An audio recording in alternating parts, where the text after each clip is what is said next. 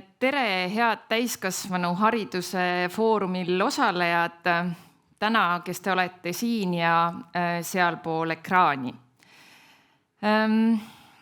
Mina sissejuhatuseks tahan öelda, et on aeg. Ja on aeg igas mõttes. On aeg täna võib-olla pisut tagasi vaadata 10 aastat ja mõtiskleda selle üle, mida siis erinevad teadlased või eksperdid prognoosisid, et missugused on need sellised suured trendid ja mõjud, mis hakkavad suurt rolli mängima nii meie igapäevases töös kui ka ühiskonnas laiemalt. Ja võtsin selliseid noppeid välja ja pealkirjadest võis siis lugeda, et Amazoni töötajad Ameerikas on siis mures sellepärast, et robotid asendavad nende töökohad. Ja kui te vaatate ka viimasel 5 aastal erinevaid selliseid arvamusartikleid, mille pealkirjadest kõmab seesama teema läbi. Ehk siis robotid võtavad ära meie töökohad, kas lähitulevikus kurb reaalsus või hirmujutt ja nii edasi ja nii edasi. Ja alati arvud räägivad mõnikord päris ilmekalt enda eest. Ehk siis Oxfordi teadlased viisid nimelt siis 2013. aastal läbi uuringu ja tegid siis omad prognoosid, mille kohaselt nad siis ennustasid, et ligi 50% näiteks ameeriklaste siis töökohtadest võib kaduda ja saada asendatud siis masinate poolt järgmise 20 aasta jooksul. Aasta siis oli 2013, täna me oleme aastas 2022 ja me näeme, et need protsessid on tõepoolest alanud. Ja need protsessid ei ole käivitunud mitte ainult seal kaugel Ameerikas, vaid need protsessid on käivitunud ka siin Euroopas ja otsisin välja ka selle statistika siis, et kuidas need protsessid siis Euroopa tööturgu mõjutavad ja võib öelda, et need prognoosid on täpselt analüüside ja uuringute kohaselt siis samasugused. Aga selle juures tihtipeale räägitakse sellisest robotiseerumisest, automatiseerumisest, aga mõnikord võib-olla ei jää nii väga kõlama see, et nende asemele tekivad uued võimalused, väljakutsed ja ametikohad. Ja jällegi siis prognooside kohaselt arvatakse, et kuskil circa 70-80% tekib siis selliseid uue profiiliga ametikohti, elukutseid, millest ka sissejuhatuses oli juttu, ja need nõuavad hoopis teistsuguseid teadmisi, oskusi ja hoopis teistsugust valmisolekut.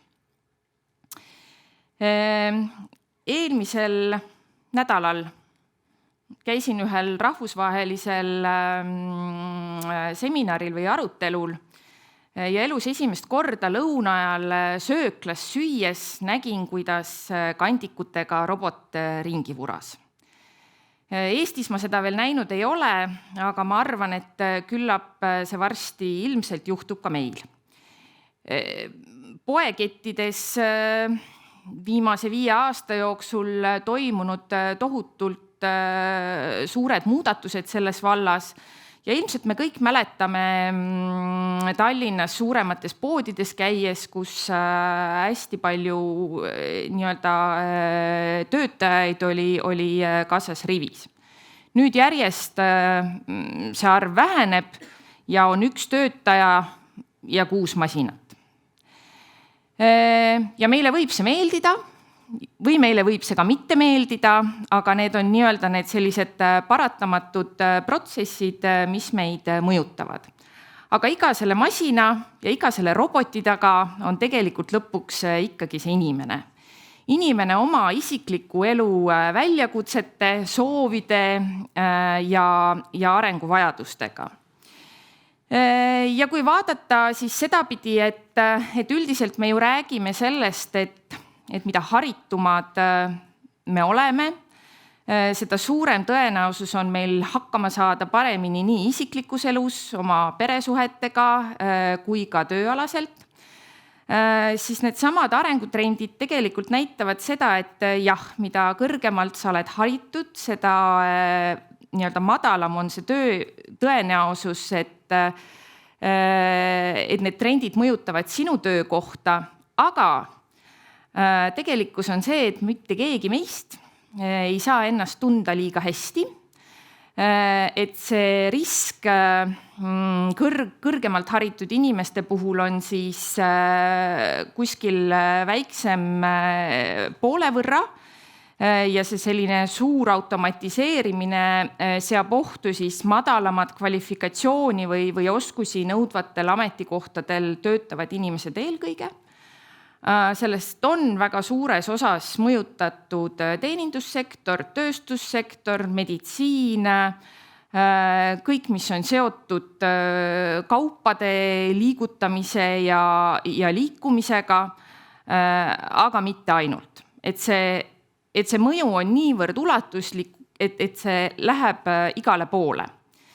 Ja seetõttu ka OECD erinevad analüüsid ja raportid näitavad, et senisest veelgi olulisemaks muutuvad inimeste positiivsed hoiakud õppida ja inimeste oskused õppida, suutlikkus erinevat infot nii-öelda sünteesida ja välja sõeluda. Ja see on see, mille peale nii-öelda saab siis ehitada kõike seda järgnevat. Võtsin võrdluseks huvi pärast siis välja ka just OECD statistikat, et mitte piirduda ainult Eesti või Euroopaga, siis võib öelda, et tegelikult laiemalt globaalselt maailmas need trendid on ikkagi samad. Et võib öelda siis üldistatult sedapidi, et kõrgema kvalifikatsiooniga inimestest umbes 4 inimest 10 ei osale elukestvas õppes ja madalama kvalifikatsiooniga või haridustasemega inimeste puhul on see arv veelgi suurem. Ja me tegelikult oleme siis suuna võtnud ju sellele, et nii-öelda see kasvukõver oleks ülesse poole ja rohkem inimesi õpiks, siis tegelikult on ka päris palju huvitavaid uuringuid ja analüüse juba praegu selle vahepealse pandeemia perioodi kohta. Ja arvud näitavad siis seda, et tegelikult sellisel pandeemia perioodil ka inimeste aeg, mida nad kulutasid õppimisele, on vähenenud. Aga teisipidi, kui me vaatame nüüd seda poolt, et kuidas me siis sellest olukorrast taastunud Eestis oleme, siis pean ma ütlema, et me kartsime tegelikult hullemat. Et vahepeal inimeste osalus langes alla 20%, ligi sinna juba 18% peale. Ja nüüd, kui olukord on jällegi normaliseerunud ja õpe on taas avatud ja inimesed saavad õppida füüsiliselt koha peal, kohtuda, arutada või siis õppida ka digitaalselt, siis me näeme, et jällegi hopp on see Eesti inimeste aktiivsus tõusnud sinna 21% peale. Nii et see hirm, et võib-olla selle vahepealse perioodiga kuidagi inimeste õpiharjumused kaovad, inimesed jäävad koju ja kuidagi tekivad võib-olla hirmud ja ei tahagi enam õppida, et kuidagi on harjutud teistmoodi, siis õnneks see asjaolu ei ole leidnud kinnitust. Aga tänasel päeval te kuulete selliseid mitmeid erinevaid algatusi nii Eestist sees kui ka väljaspool. Anna oma järgmises ettekandes kindlasti räägib pisut mikrokvalifikatsioonidest. Täna rahvusvahelist kogemust jagatakse individuaalsete õpikontode teemal ja küllap need paneelarutelud toovad välja ka selliseid uusi põnevaid lähenemisi.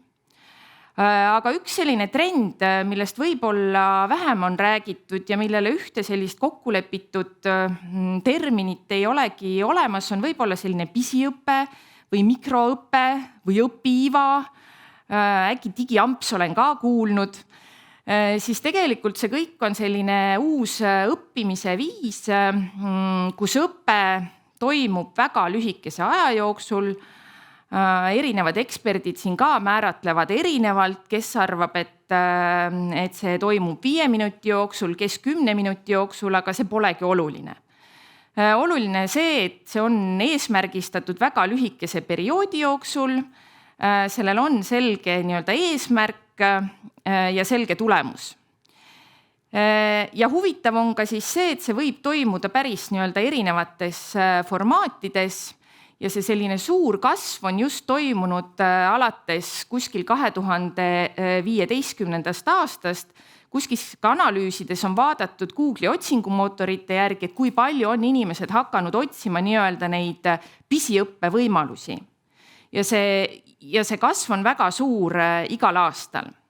Nii et lisaks sellistele traditsioonilistele õppimisviisidele, kus me omandame kas uue kõrghariduse või me lähme taas karjääri pöörama ja omandama teadmisi, oskusi kutseõppesse või siis võtame ette pikema õppe ja läbime mikrokvalifikatsiooni, on tegelikult juures ka veel teised erinevad sellised uued õppimisviisid. Ja see populaarsus on selles mõttes kasvav, aga selle juures on aga. Vaatasin ja otsisin neid võimalusi, siis selle pisiõppe võimalusi ka eesti keeles ja Eestis ja pean ütlema, et neid praktiliselt ei ole. Meil on ka, ütleme siis, taskuhäälingu saated reeglina tunniajased, selliseid väikseid õpisutse 10-minutilisi tegelikult ei ole. Meil ei ole ka, äkki see oli Tallinna Ülikool, kes tegi 1 minuti loenguid, aga sellist lühemat formaati niimoodi tavalise õppijana ei ole kohanud. Küllap ilmselt tööandjad oma sellise igapäevase õppekäigus on seda praktiseerinud ja ilmselt seda kogemust oleks ka väga huvitav kuulda. Aga rahvusvahelised sellised keeleõppekeskkonnad, näiteks Duolinguas on väga suur hulk kasutajad, kes võtavadki selle igapäevase väikse ampsu. Ja mida näitab siis tänapäeva töötavate inimeste statistika? Meie valmisolek õppida nädalas on 24 minutit. Ja meie tähelepanu tänapäevases maailmas on väiksem kui kuldkalal. Ehk siis Microsofti uuringud näitasid seda, et inimeste tähelepanu circa 4-5 aastat tagasi suutis keskenduda 12 sekundit. Mis te arvate, palju on see praegu? See on 8 sekundit. Kuldkalal olevat see 9 sekundit. Mina ei tea, kas see ka nii on, aga tõsiasi on see, et ilmselt selle kõige mõjul tõesti me püüame olla kogu aeg ajaliselt võrdlemisi sellised kiired ja võib-olla siis selliste erinevate alternatiivide kontekstis on ka see selline pisiõpe täiesti õppimisviis omal kohal. Aga ilmselt selliste 10-minutiliste õpetega päris kõrget kvalifikatsiooni omavaid oskusi nagu robotitehnikuks või virtuaalreaalsuse reisijuhiks olemist ilmselt ei omanda. Aga ma usun, et sellisele isiklikule õnnele aitab see kaasa kindlasti. Ja teadlased on püüdnud ka siis välja selgitada seda, et kas õppimine teeb meid siis õnnelikumaks, kas see aitab kaasa meie paremale terviseseisundile ja tulemused on vastuolulised. Aga üldiselt siiski uurides erinevat kirjandust ilmnes, et õnnelikkuse indeks siiski kasvab. Inimesed tunnevad ennast õppides isiklikus elus teotahtelisemana, nende suhted lähedaste laste, pereliikmete, töökaaslastega paranevad ja ilmselgelt on seal ka tervisenäitajates ja hariduslikes näitajas ilmselgelt sees trendid, mida rohkem õppida, seda tervemad me oleme, seda õnnelikumad me oleme ja seda kauem me elame. Nii et kes on võtnud endale sihiks elada kauem ja tervemalt, aga samas kohaneda kõigi nende kiirete muutustega, siis ma ütleksin, et on aeg ja praegu on veel aega, et võtta see aeg ja teha kas siis karjääripööre, pisiõppe, mikroõppe, kutseõppe või mis tahes erineva taseme õppe, aga sellest kõigest siis järgnevalt. Suur tänu, Merlin. Ma tulen siia laba juurde sinu juurde. Nii, väga hea. Ma pean ütlema, et ma olen meeldivalt üllatunud ja siinkohal avaldan ise tunnustust sellele, mida ma avastasin paar päeva tagasi seda foorumit ettevalmistuses Haridus- ja Teadusministeeriumi koduleheküljelt. Seal on täiskasvanute jaoks üles loetletud 33 lehekülge tihedas tekstis. Kõik võimalikke erinevaid kursuseid ja koolitusi, mida on võimalik Eesti erinevates nurkades omandada, õppida. Mulle tundub, et see ei ole ju enam probleem. Riik, koolid, ülikoolid pakuvad juba päris palju. Milles siis tegelikult probleem on? Jah, tõepoolest võib öelda, et õpivõimalused on mitmekesistunud, aga vaatamata sellele, et Eesti on päris palju sellisesse hariduse kättesaadavusse panustanud, näeme me ikkagi seda, et mõned sihtrühmad on tunduvalt aktiivsemad õppijad kui teised. Ja kui ma rääkisin ka nendest eelnevatest trendidest, siis sellise riigi jätkusuutlikkuse kontekstis on kindlasti oluline, et need erinevad grupid tasakaalustuksid ja need, keda siis need suured muutused ilmselt kõige rohkem mõjutaksid, ka just täpselt erinevate õppevõimaluste pakkujate juurde jõuaksid. Ehk et kaardistades tänaseks selleks foorumiks need põhiküsimused, siis ongi see ühtepidi see, et kuidas altpoolt üles tekitada inimestes motivatsiooni ja huvi neid 33 lehte sirvida, otsida, sest seal on tõesti ägedad koolitused. Ma leidsin sealt enda jaoks päris mitu.